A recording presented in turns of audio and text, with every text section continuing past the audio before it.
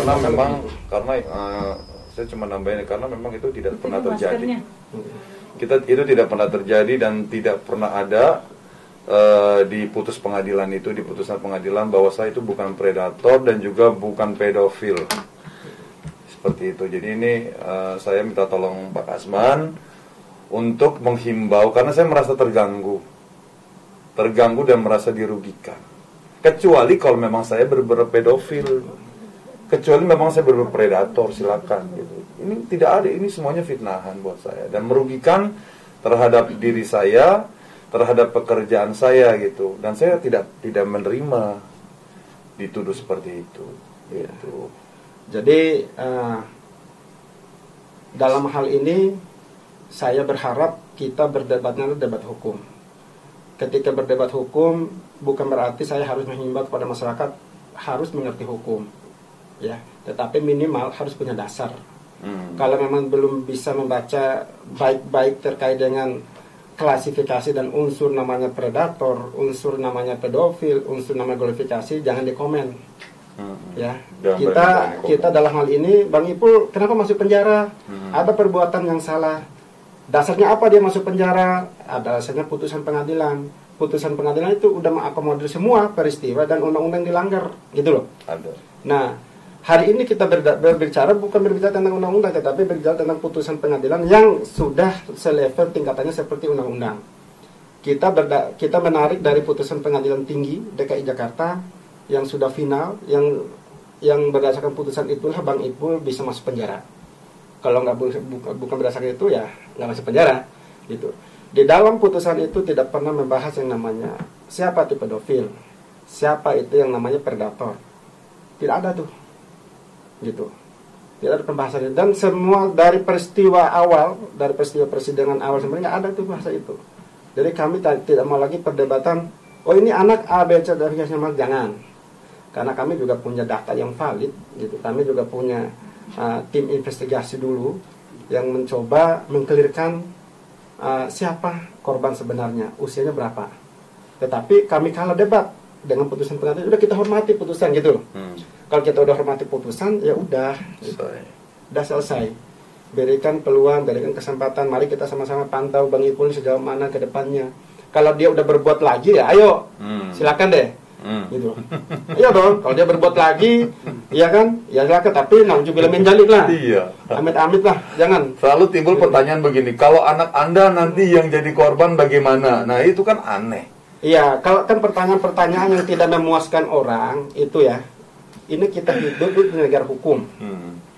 Kalau kita bicara hukum, maka semua masyarakat Indonesia harus sadar hukum, keluarga sadar hukum, gitu loh. Ketika anak Anda, saudara Anda, adik Anda, kakak Anda atau siapalah yang menjadi korban, bagaimana perasaannya? Pasti kalau kita menggunakan perasaan hukum rimba tidak puas dong. Tetapi kan negara dalam hal ini diwakili oleh majelis hakim memandang lain. Pantas-pantasnya ketika ada yang melakukan perbuatan seperti ini dihukum berapa? Ya udah dihukum itu 5 tahun kan? Udah. Itu harus mau nggak mau, suka nggak suka harus terima. Malah awalnya 3 tahun. Nah, ya mau nggak mau, suka nggak suka harus terima. Kan hakim juga tidak bisa mewakili perasaan publik dalam menghukum seseorang. Kan hanya memutuskan seseorang berdasarkan keterangan. Ya berdasarkan pada apa? Ada saksi, ada bukti, berdasarkan keterangan ahli dan lain-lain gitu. Tidak mewakili perasaan publik. Begitu maksudnya. Gitu.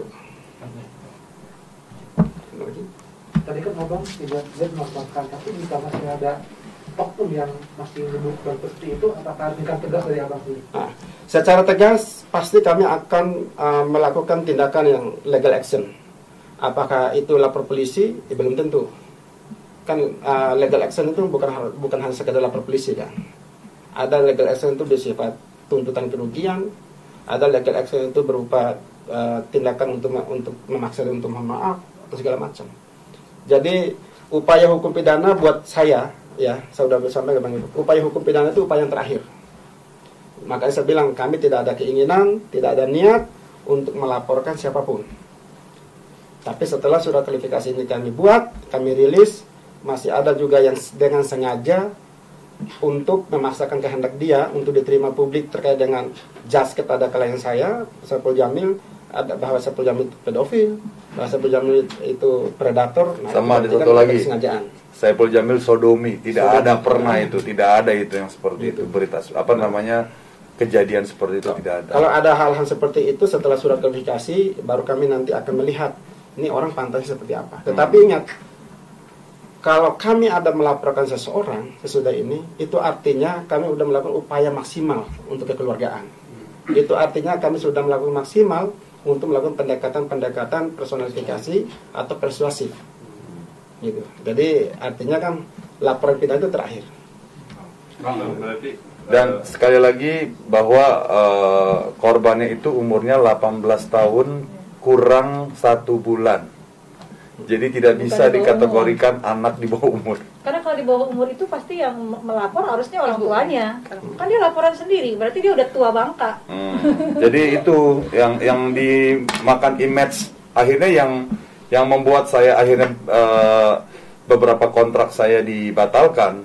Jadi seolah-olah saya itu adalah melukai anak kecil yang masih diasuh sama orang tuanya, masih dibiayain sama orang tuanya, yang masih ingusan seperti itu. Jadi itu fitnah seperti itu buat saya itu sangat kejam sekali gitu seperti itu. Jadi makanya begitu saya bebas, saya alhamdulillah masih dapat kepercayaan dari beberapa stasiun TV.